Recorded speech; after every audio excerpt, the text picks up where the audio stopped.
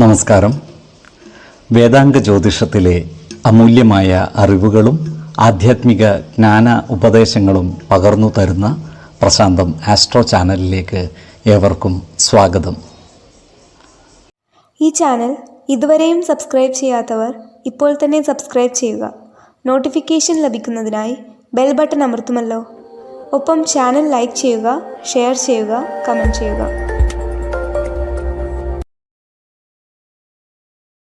കൊല്ലവർഷം 1199 മിഥുന സംക്രമം ഉത്രം നക്ഷത്രത്തിലാണ്.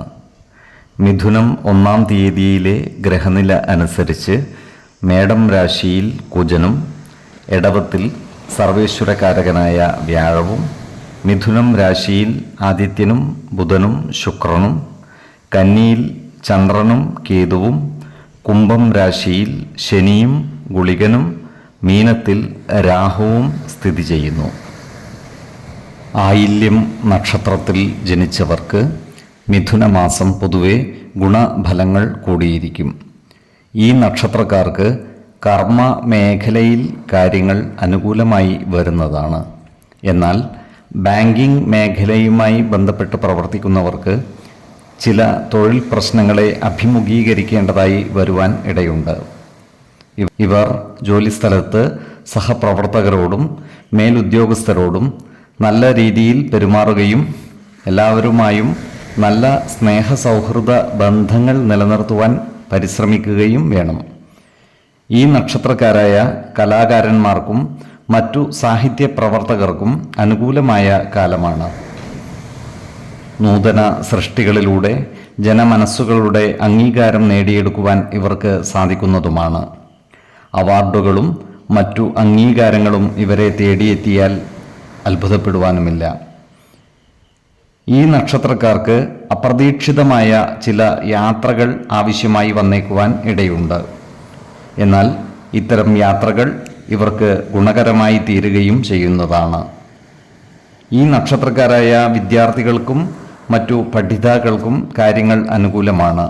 ഉന്നത വിദ്യാഭ്യാസ മേഖലകളിൽ മികച്ച വിജയം കൈവരിക്കുവാനും മത്സര പരീക്ഷകളിൽ വിജയിക്കുവാനും ഇവർക്ക് സാധിക്കുന്നതാണ്. ഈ നക്ഷത്രക്കാർ വാഹനമോടിക്കുമ്പോൾ ജാഗ്രത പാലിക്കുന്നത് ഗുണകരമായിരിക്കും. റോഡ് നിയമങ്ങൾ പാലിച്ച് ആവശ്യമായ സുരക്ഷാ ക്രമീകരണങ്ങളോടെ വാഹനമോടിക്കുവാൻ പ്രത്യേകം ശ്രദ്ധിക്കേണ്ടതാണ്. അമിത വേഗത നിയന്ത്രിക്കുകയും അപകടങ്ങളിൽ ചെന്നു ചാടാതെ സൂക്ഷിക്കുകയും വേണം. അതുപോലെ ഇവർ ആരോഗ്യകാര്യങ്ങളിൽ ഒരു പ്രത്യേക ശ്രദ്ധ പതിപ്പിക്കുന്നതും ഗുണകരമായിരിക്കും. 6, 14, 25 തീയതികൾ അനുകൂലമാണ്.